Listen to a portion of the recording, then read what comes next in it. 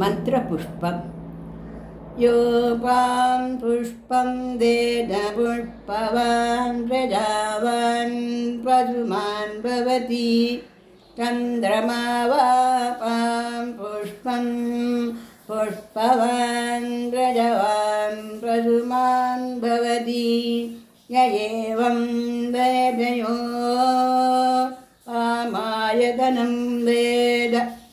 आपदनवान् भवति अग्निर्वापायमायतनम् आयतनवान् भवति योऽग्निरायतनं वेद आयतनवान् भवति आपो वा अग्निरायतनम् आयतनवान् भवति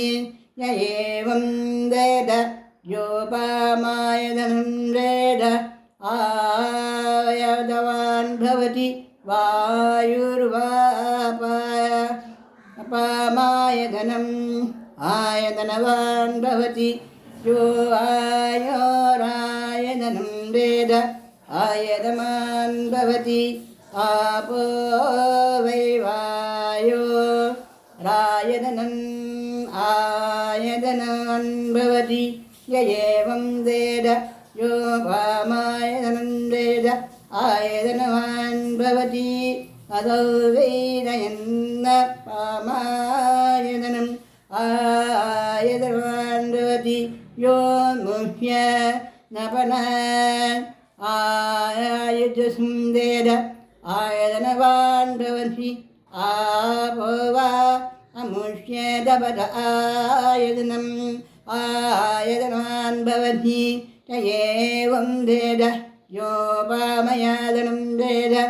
आयतनवान् भवति चन्द्रमा वायतनम् आयतनवान् भवति यच्चन्द्रमद आपदसं वेद आयतनं भवति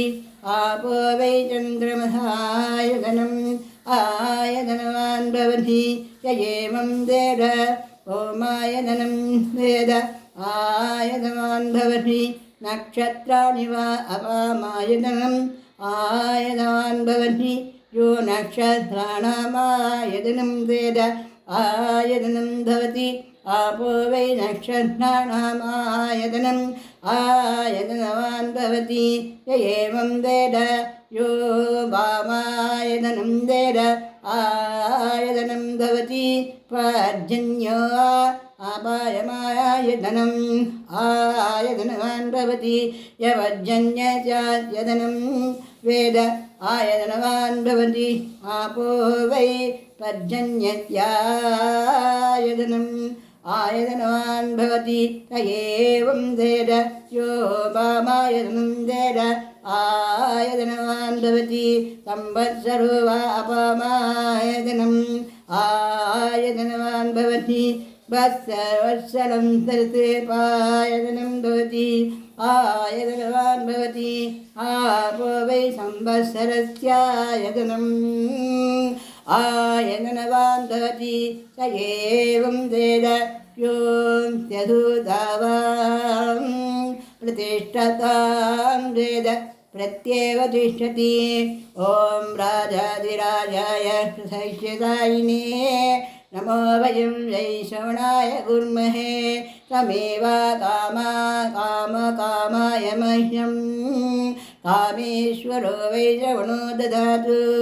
श्रीकुबेराय वैष्णवनाय महाराजाय नमः